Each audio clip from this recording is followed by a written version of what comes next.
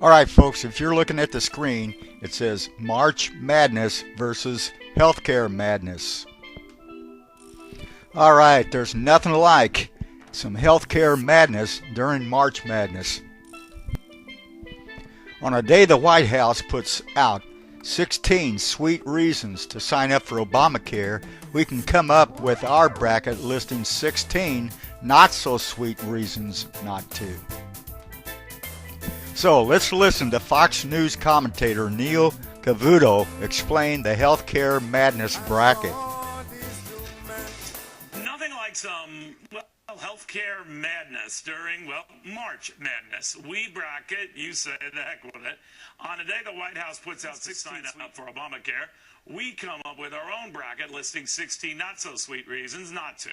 Dennis tweets, "Way to go, Neil. You trended number 2, but the White House bracket did not trend as well." Well, apparently it did not, Dennis. Not even close. By the way, what does trending mean? And then Jeff tweets, "This is one bracket I bet Obama will not fill out." But Valentina emails, "We could have done even better if you chose 2 pretty girls dressed in Hooters uniforms to write down all the problems with Obamacare." Well, yes, I suspect that would have been significantly better than Dan and Dion. We didn't think of that. Anyway, Tom in Tennessee, "Could we change the name to March Sadness?" Randy via Comcast, "You are so childish. It's sickening. Your bracketology was so grade schoolish. You should be ashamed, but seldom are children ashamed. They're too naive." Oh, really, Randy? Oh, really? I know you are. What am I? Think. Meanwhile, Clayton tweets, "There must be a very big difference between the technical budget of my show and the technical budget of the extravaganza right before mine. Shep has a spaceship, and you're writing Obamacare problems on a big poster board with Sharpies." Yeah, that's pretty much the case. It's pretty sad, isn't it? But he doesn't have Dion or Dan, does he?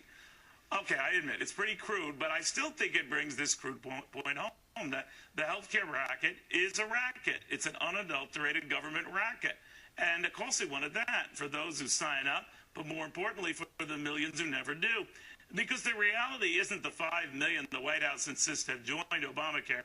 By the way, they felt compelled to say it in the middle of my bracket coverage, but I digress.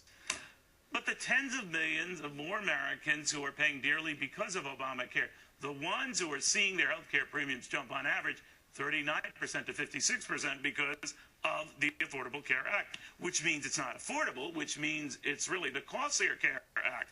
And those who don't have the benefit of getting subsidies are now seeing the reality. It's a reality we did warn you about. We were in Washington covering them as they were cooking this up. And if it sounds too good to be true, what did we say? It generally is. Again, hear me out. I am not against covering pre-existing conditions or removing lifetime covered cat or keeping your kids on your policy longer. These are good things. And as someone who has dealt with serious illness, that's all serious stuff. That's all great stuff. What I've said repeatedly, though, is it is not free stuff. And you would think that you'd have to be pretty stupid to think insurance companies wouldn't charge all of us more to cover this stuff. That's not a left or right thing. That's a math thing. That's a reality thing. That's what I was trying to do with this healthcare bracket.